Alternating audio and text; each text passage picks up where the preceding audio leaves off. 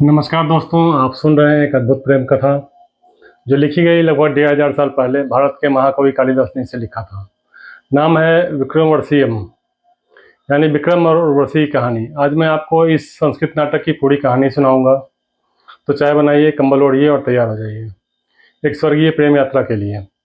कहानी शुरू होती है अयोध्या के राजा पुरुरवा से। राजा पुरुरवा चंद्रवंशी थे, बहादुर, सुंदर और न्यायप्रिय। उनकी कीर्ति तीनों लोकों में फैली थी, लेकिन उनके मन में एक अधूरी प्यास थी, सच्चे प्रेम की। एक दिन राजा अपने मंत्रियों के साथ शिकार खेलने गए। वे गहरे जंगल में पहुंच गए। अचानक उन्होंने देखा एक असुर उड़ता हुआ आसमान से किसी स्त्री को लिए जा रहा है। वह स्त्री बेहद खूबसूरत थी, मानो चांद की किरणों से बनी हो। वह कोई और नहीं थी बल्कि स्वर्ग की अप्सरा उर्वशी। असुर का नाम था केसरी।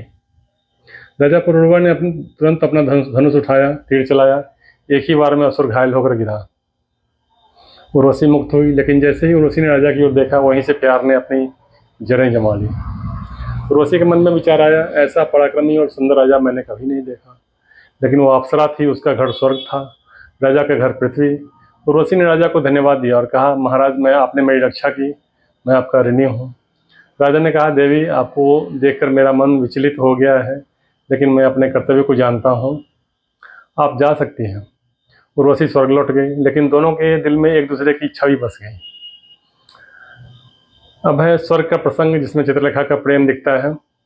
दोस्तों, अब कहानी स्वर्गलोक में जाती है। इंद्रदेव की सभा में उर्वशी नृत्य करती थी। वह सबसे सुंदर और गुणी अप्सरा थी, लेकिन इस बार उर्वशी का मन नृत्य में नहीं लग रहा था।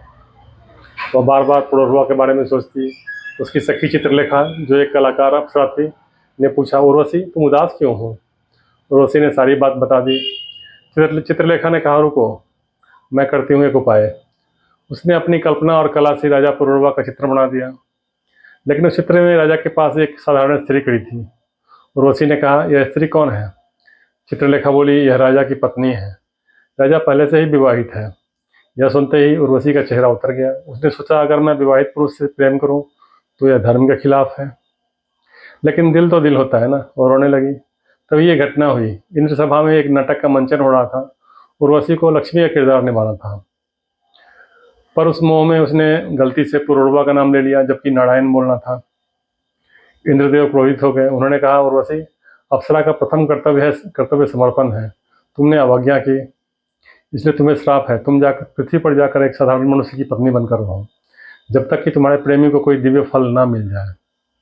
उर्वशी रोई, लेकिन उसके मन में एक खुशी भी थी। वह राजा पुरुरवा के पास लौट सकती थी। भाग 3 में राजा उर्वशी का मिलन और कंदर्प दहन वन की कथा है।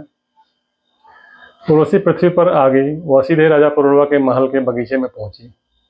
राजा उसी बगीचे में टहल रहे थे। दोनों ने एक दूसरे को देखा और समय रुक गया। राजा ने कहा, आप, यह स्वप्न है? उर्वशी ने सारा वृत्तांत सुनाया। राजा बोले, अब मैं तुम्हें कभी नहीं जाने दूंगा। दोनों ने गंधर्व विवाह कर लिया, यानी बिना किसी रस्म के आपसी सहमति से। राजा ने उर्वशी के लिए एक सुंदर महल बनवाया। वे प्रेम में डूब गए, लेकिन कालिदास नाटक में विघ्न डाले बिना नहीं रहते। एक दिन राजा और उर्वशी एक जंगल में घूम रहे थे, जिसका नाम था कंदर्प दहन वन। कंदर्प यानी कामदेव। वहाँ एक रहस्य था। किसी प्रेमी युगल को वहाँ रुकना मना था, अन्यथा उन पर संकट आता। उर्वशी ने राजा से कहा, चलो यहाँ से चलें, यह जगह अशुभ है। लेकिन राजा एक सुंदर फूल देखकर रुक गए।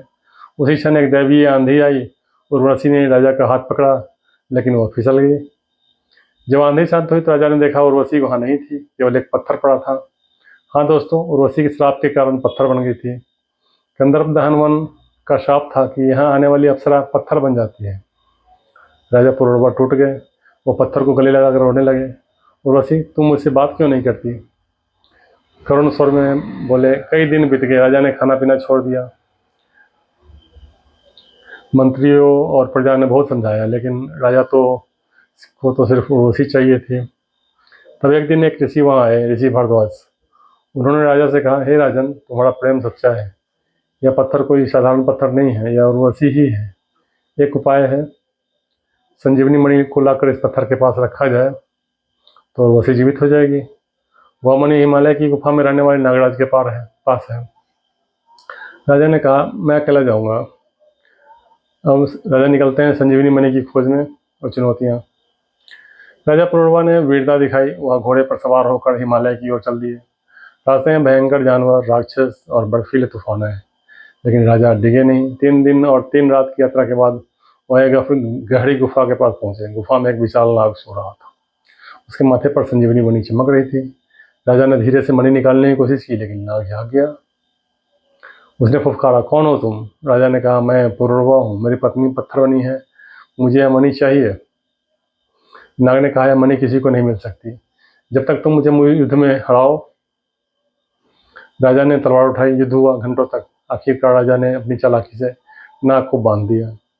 नाग हार मान गया, उसने मणि दे दी, लेकिन शर्त रखी, इस मणि का प्रयोग केवल एक बार ही किया जा सकता है, ध्यान रखना। राजा वापस लौटे, कंदर्प दहन वन पहुंचे और उर्वशी के पत्थर के पास उन्होंने अपनी मणि रखी। धीरे धीरे पत्थर में हलचल हुई और उर्वशी प्रकट हो गई, पहले से भी अधिक सुंदर। दोनों गले मिले। राजा ने कहा, मैंने तुम्हें पा लिया, अब कोई शक्ति हमें अलग नहीं कर सकती। अब बात करेंगे उपसंहार की, पुत्र और नैतिक संदेश। कहानी यहीं खत्म नहीं होती। कालिदास ने एक और मोड़ जोड़ा है और उसी ने राजा के पुत्र को जन्म दिया। पुत्र का नाम रखा गया था आयु। यह आयु बहुत ही बुद्धिमान और पराक्रमी था। बाद में वह अयोध्या का राजा बना, लेकिन एक दिन उर्वशी अपने दिव्य स्वभाव की वजह से स्वर्ग जाने की इच्छा करने लगी। राजा ने कहा, तुम जाओ, मैं तुम्हारी प्रतीक्षा करूंगा। उर्वशी ने कहा, नहीं, मैं वहां से तुम्हारे पास हर रात आऊंगी, लेकिन दिन में स्वर्ग जाऊंगी। और ऐसा ही हुआ। उर्वशी एक तरह से 2 लोकों की रानी बन गई।